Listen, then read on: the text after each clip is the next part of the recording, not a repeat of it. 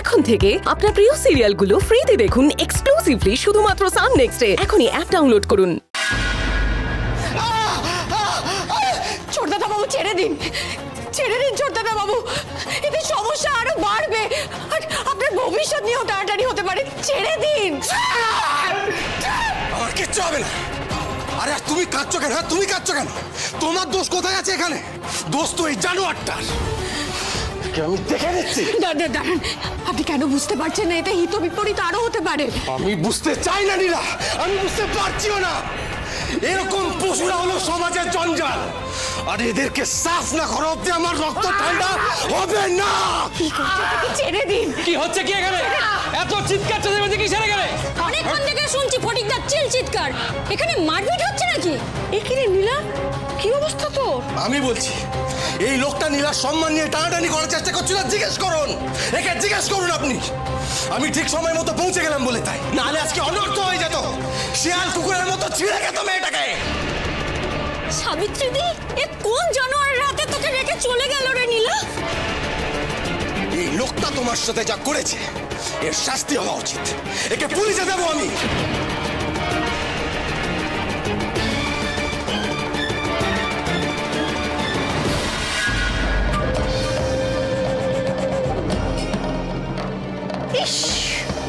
অল্পের জন্য চান্সটা মিস হয়ে গেল।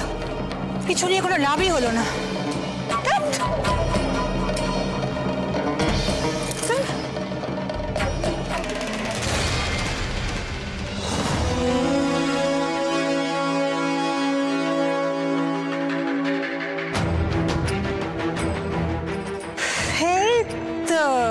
সোনামণি ঘুঘু ধান খাচ্ছে, দাঁড়িয়ে কেন?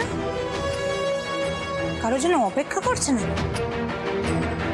না, সবটা তো দেখতে হবে আড়াল থেকে।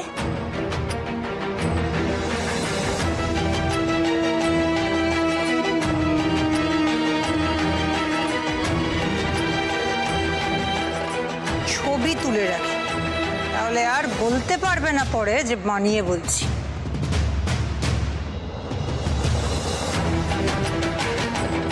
ও বাবা, এ তো বেল্লাই গাড়ি। কিন্তু গাড়ির ভেতরে বসে কে আছে দেখাই যাচ্ছে না।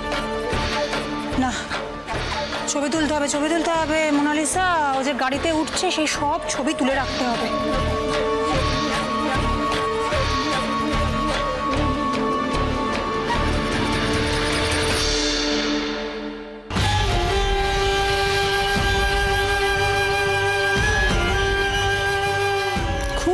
বুদ্ধি না, পেটে পেটে একেবারে ভর্তি বদমাইশ।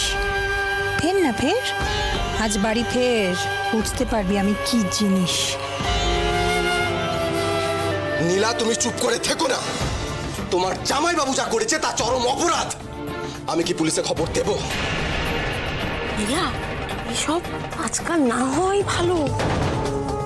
সেই কি দরকার আছে? বস্তিতে একটা বদনাম হয়ে যাবে। এছাড়া তোর তো বিয়ে থা বাকি আছে, তাই এসব মিটমাট করে নে। হ্যাঁ, ঘরের ঝামেলা ঘরেই মিটিয়ে নে না, বাইরে নিয়ে যাওয়ার কি দরকার? মানে আরে অন্যায়টা তো অন্যায়। ও ভাই, পুলিশ আমাদের কথা শুনবে না। আরে এসব কি বলছেন আপনারা? ব্যাপারটা বুঝুন, ফটিকই তো এখন নীলার গার্জেন। আর তাছাড়া পুলিশে গেলে নীলারই তো বদনাম হবে। আর ওরা কি আর দোষীকে শাস্তি দেয়? চারিদিকে যা চলছে সেখানে একটা বস্তির মেয়ের বিচার হবে, সেটা আপনি আশা করছেন কি করে? মানে কি বলতে চাইছেন আপনারা? একজন মহিলার মান সম্মান নিয়ে টানাটানি হলো, তাও আমরা সকলে চুপ হয়ে বসে থাকবো যখন আমরা পরিষ্কার জানি এই ফটিকই হচ্ছে অপরাধী? কি করা উচিত আমার? বদনাম হওয়ার কথা ভাববো, লজ্জার দোহাই দিয়ে পিছিয়ে আসবো, নাকি ফটিকদাকে তার যোগ্য শাস্তি দেব? শাস্তি দেবে, ছাই দেবে শাস্তি। লাজ লজ্জার মাথা খেয়ে নীলা থানায় গিয়ে দাঁড়াতেই পারবে না, বলতেই পারবে না কি করেছি। আপনারা এইসব বলছেন, আর দেখুন দেখুন ওই অসভ্য লোকটা দাঁড়িয়ে দাঁড়িয়ে হাসছে। আরে মহা মুশকিল তো, কেন বুঝতে চাইছো না? নীলার নিজের মুখে থানায় যেয়ে কি বলবে? যেটুকু সম্মান বেঁচে আছে সেটুকু তো চলে যাবে। জানতাম নীলার সেই ক্ষমতাই নেই। হাজার হোক একটা মেয়ে, ও দৌড় আমার জানা আছে। আরে পুলিশের কাছে যেতে হবে না, এখানে তো সবাই আছে, সবাই তো আমার চেনা। যা বলার এখানেই বললা। কি করেছি আমি তোর সাথে? বল বল বল বল, কি করেছি? আমিও একটু শুনি। শুনবি? তুই শুনবি? কি করছেন? ছাড়ুন না, মাসি, ও মাসি, মাসি তোমার কি হলো? এই ফোনটা এদিকে আয় বাবা, মিষ্টি এদিকে আয়। এই দেখ তোর মাসির বন্ধু তোর বাবাকে মেরে কি হাল করেছে। দেখ দেখ, তোর মা মরে যাওয়ার পর তোর মাসির আসল রূপ বেরিয়ে গেছে। মাসি, মাসি তুমি কাঁদছো কেন? তোমার কি হয়েছে মাসি? কিছু হয়নি, তোরা গিয়ে নিতাই কাকুর ঘরে বস, আমি পরে ডেকে নেব। তোরা যা এখান থেকে। না না, ওরা কোথাও যাবে না, ওরাও শুনবে। কি হচ্ছে নাকি ফটিকদা? ওদেরকে যেতে দাও। যা বাবা, তোরা যা।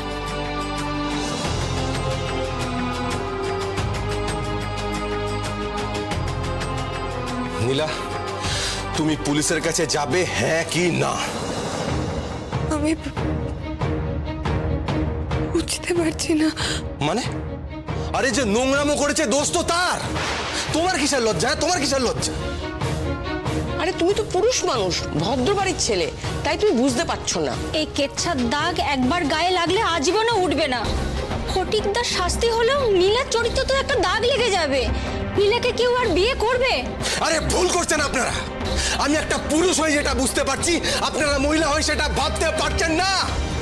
একটা নৃশংস জানোয়ার যদি কাউকে টেনে ছিঁড়ে খেতে চায়, তাহলে ও যাকে আক্রমণ করবে তার দোষ হতে পারে? হতে পারে কখনো? এগুলো তো আবেগের কথা। এগুলো বাস্তব কথা। ভয় পেয়ে মুখ বন্ধ রাখাটা কোনো সলিউশন না। আরে মেয়েরা যদি নিজেদের অপমানের ভয়ে লজ্জায় পিছিয়ে যায় তাহলে চলবে কি করে? একটা মেয়ে তো আরেকটা মেয়ের কষ্ট বুঝবে। যদি আপনারা আজকে সকলে এক হয়ে এই নোংরা লোকটাকে আক্রমণ করেন, তাহলে আর কেউ কোনো দিনও আপনাদের অনুমতি ছাড়া আপনাদের গায়ে হাত দেওয়ার সাহস পাবে না। যেই সাহসে আজকে ও সেখানে দাঁড়িয়ে দাঁত বার করছে, যেই সাহসে আজকে ও সেখানে গলার জোর করে কথা বলতে পারছে, সেই সাহসটাও কিন্তু আপনাদেরই দেয়া। হ্যাঁ, আপনাদেরই দেয়া। কারণ আপনারা এই পিশাচগুলোকে দিনের পর দিন ছেড়ে দিয়ে সাহস বাড়িয়ে দিয়েছেন। এই শাড়িটা আমি 600 টাকায় কিনেছি, কিন্তু আপনাদের গায়ে ওঠার পর যদি কোনো নোংরা জানোয়ার ওটাকে টেনে নামিয়ে দিতে চায়, তার দাম কি আর 600 টাকা থাকবে দিদি? থাকতে পারে? তখন এই শাড়িটার দাম আপনাদের মানের সমান হয়ে যাবে, আপনার মানের দামের সমান হয়ে যাবে, যেটা কেউ কখনো টাকা দিয়ে কিনতে পারে না, কেউ দিতেও পারবে না। তাহলে লড়াই করছেন না? হ্যাঁ, ছেড়ে দিয়েছেন কেন? যান লড়ুন।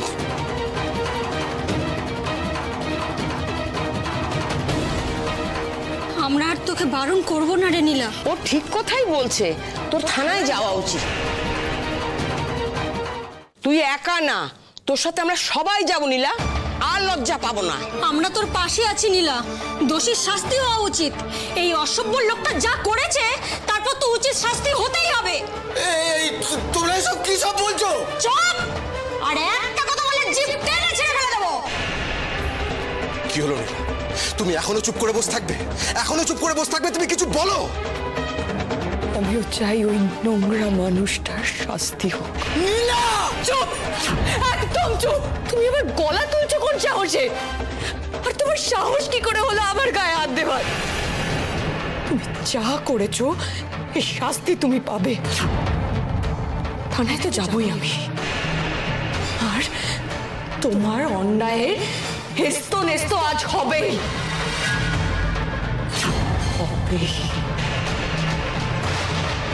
এই অসভ্য লোকটার বিরুদ্ধে আমি থানায় ডায়েরি করব।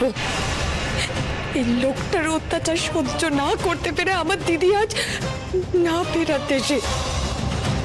কিন্তু তারপরেও ও আজ যা করলো,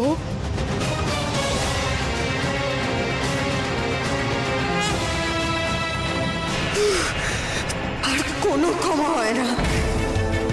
নীলা, চিন্তার কিছু নেই আর লজ্জারও কিছু নেই, আজকে ফটিক জেলে যাবেই। ছি ছি ছি, ফটিক না তুমি এত নীচ, এতটা নিচে নামতে পারো? ও কি আর মানুষের পর্যায়ে আছে? সারাদিন মদ খেয়ে খেয়ে নিজের 12টা বাজিয়ে ফেলেছে। ও তো নেশা করে বাড়ি ফিরতো, অসুস্থ শরীরে মাঝে মাঝে সাবিত্রীকে মারধর করতো। এবার গাড়োতে পচে মরুক, এবার বুঝবে কত ধানে কত চাল। তোমাকে অনেক ধন্যবাদ ভাই, তুমি সাহস না জোগালে আমরা ভয়ে সিটিয়ে থাকতাম, লড়াই করার সাহসই পেতাম না। না না, এইভাবে বলবো, এটা তো আমাদের সকলেরই কর্তব্য। এইবারে দেখবেন এর শাস্তি হবেই হবে। শাস্তি হবেই, শাস্তি দিতেই হবে একে। এরকম থাকলে আর হবে না, যত তাড়াতাড়ি পারি এখান থেকে কেটে পড়াই ভালো।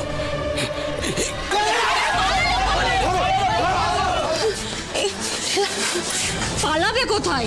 ধরা ঠিক পড়বে।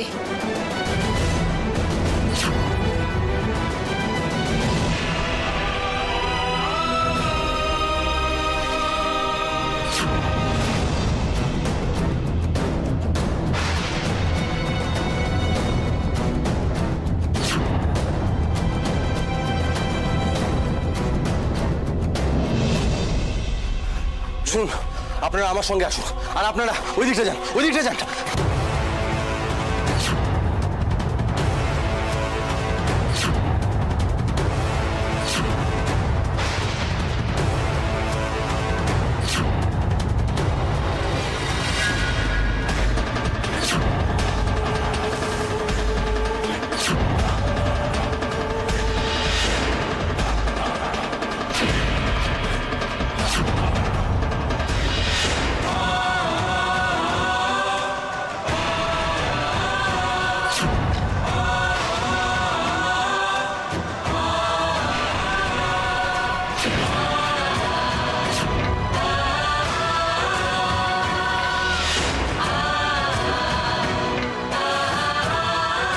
জানোয়ার কোথাকার, অন্যায় করে আবার এভাবে লেজ গুটে পালানো হচ্ছে। আমাদের কি ভেবেছিলে, গরু গাধা এইভাবে এত বড় অন্যায় করে পালিয়ে যাবে ভেবেছিলে? আর সেটা আমরা দাঁড়িয়ে দাঁড়িয়ে দেখবো? মারবেন না, মারবেন না, আমার ভুল হয়ে গেছে। তোদের মতো ছেলেদের মেয়েরে মাটিতে পুঁতে দেওয়া উচিত। গোটা পুরুষ জাতের নামে কলঙ্ক এই লোকটা। তোর জন্য বদনামের বোঝা বয়ে বেড়াতে হয় সমস্ত ছেলেদের। ছি ফটিক, ছি। ওর গন্ডারের চামড়া ওর গায়ে লাগবে না। দাও সবাই উত্তম মধ্যম। মারবেন না, মারবেন না, মরে যাবো আমি। আমার বাড়িতে দুটো ছোট ছোট বাচ্চা। কি কাপুরুষ, নিজে বাঁচার জন্য এখন বাচ্চাগুলো দোহাই দিচ্ছে। মারো সবাই, মারো। দাঁড়াও দাঁড়াও, এই দাঁড়াও দাঁড়াও, আর না, শোনো, আর পারবে না মেয়েদের পায়ের তলা পিষে রাখতে। আমরা সবাই এক হয়ে লড়বো। গোটা বস্তির সব মেয়ে এই যুদ্ধে একে অপরের সৈনিক। একদম ঠিক।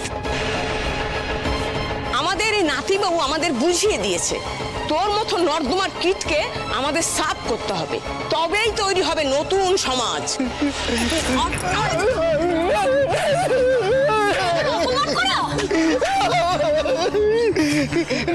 নীলা দেখ, আমি তোর জয় যাবো নীলা, তোর গার্জেন, ওদের পাঁচে পাঁচিস না, ওরা তো বাইরের লোক। দেখ আমি ছাড়া তোর কে আছে বল? আমি তো তোর সব নীলা, নীলা রে, আমি তো তোর সব বল। ভুল বলছো তুমি, ভুল বলছো। তুমি আমাদের কেউ না। আজ থেকে মিষ্টি, ফোনটে বা আমার সাথে তোমার কোনো সম্পর্ক নেই, কোনো সম্পর্ক নেই তোমার। আমার দিদি যখন অসুস্থ হয়ে বিছানায় পড়েছিল, হাঁটতে পারতো না, দুবেলায় শ্বাস টান উঠতো, তখন তুমি মদ গিলে এসে আমার দিদিকে মেরে যেতে। ছোট ছোট দুটো বাচ্চা মিষ্টি, ফোনটে, তাদের মুখে কখনো খাবার পর্যন্ত তুলে দাওনি তুমি।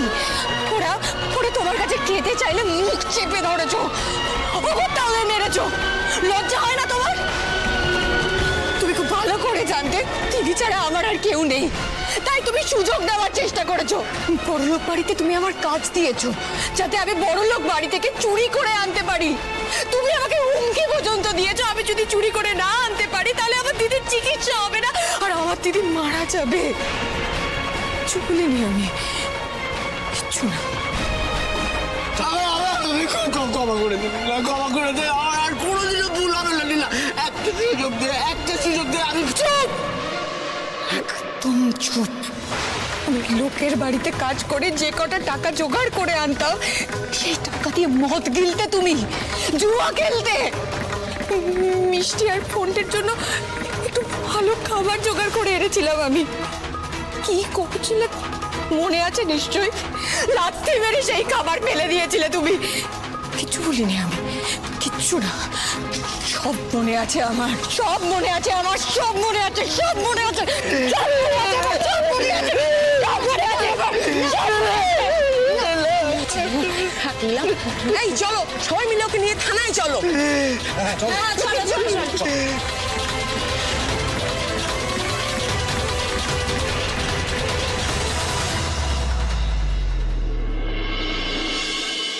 তুমি ঘড়ি সারাতেও জানো?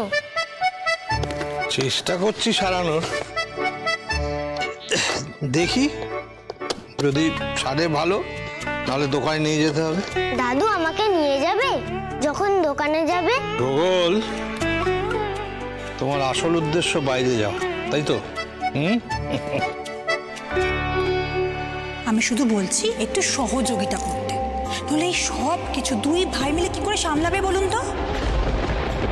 আর তার উপরে যদি হঠাৎ করে কেউ অসুস্থ হয়ে পড়ে তাহলে তো পোয়াবার।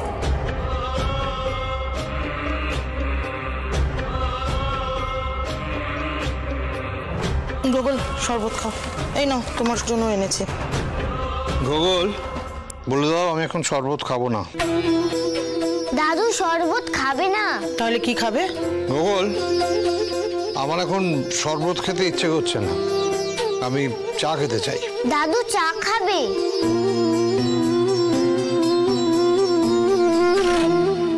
মাস্টার মশাই তো রেগে আছেন মনে হচ্ছে, ঠান্ডা করতে হবে।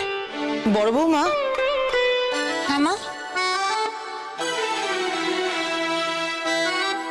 বলছি সকালবেলা তোমার সাথে ওরকম ব্যবহার করাটা আমার একদমই উচিত হয়নি, সরি। এ মা, ছি ছি ছি, মা আপনি এইভাবে ক্ষমা চাইছেন কেন?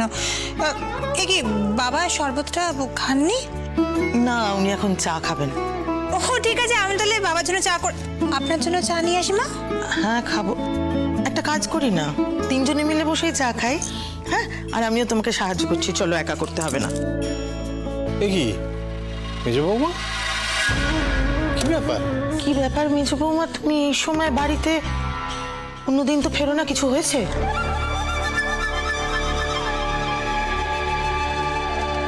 কিরে সৌমিলি, তুই ঠিক আছিস তো? হ্যাঁ হ্যাঁ, আমি একদম ঠিক আছি। কিছু হয়েছে? ওই আর কি, মাথাটা খুব যন্ত্রণা করছিল আর শরীরেও সেরকম জুত পাচ্ছিলাম না, সেই জন্যই আর কি। জ্বর এসেছে, ডাক্তার ডাকবো? না না বাবা, একদম না, ডাক্তার ডাকার কোনো প্রয়োজন নেই। আমার মনে হয় আমি ঘরে গিয়ে একটু রেস্ট নিলেই ঠিক হয়ে যাব। আমি একটু ঘরে যাচ্ছি। হ্যাঁ হ্যাঁ, যা কি রেস্ট নে যা।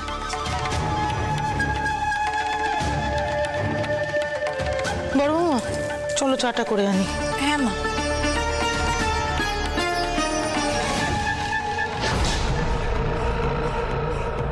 ডাক্তার লাগবে না বাবা, আমি আছি তো।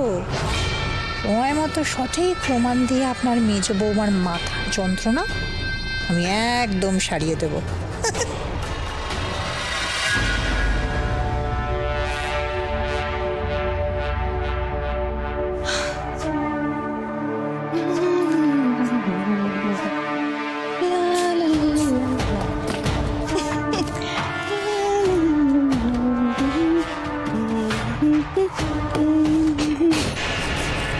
বর্দি, কি গো বর্দি, তুমি ঘরে ঢুকে দরজাটা কি লুকোচ্ছিস আমার থেকে? কি বলছো তুমি? আমি তোমার থেকে আবার কি লুকোবো? মাথার যন্ত্রণায় পারছি না, আবার লুকোবো নাকি? আচ্ছা তাহলে পয়েন্টে আসি। সকালবেলা অফিসে যাওয়ার নাম করে কোথায় গিয়েছিলি তুই?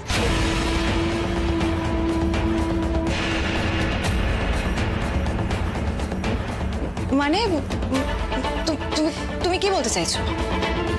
তুমি আমাকে সন্দেহ করছো? অফিসে যাওয়ার নাম করে মানে অফিসের জন্য যখন বেরিয়েছি তার মানে তখন অফিসেই যাচ্ছিলাম। আর তাছাড়া তোমার কাছ থেকে আমি কি লুকাবো বর্দি? তুমি না এক এক সময় মাঝে মাঝে যে কি হয় তোমার আমি বুঝতে পারি না। পারছি না। আরে এক সেকেন্ড, তুই একটু ছবিগুলো একবার দেখ তো, দেখ দেখি ফটোটা থেকে মানুষটাকে চিনতে পারিস কিনা।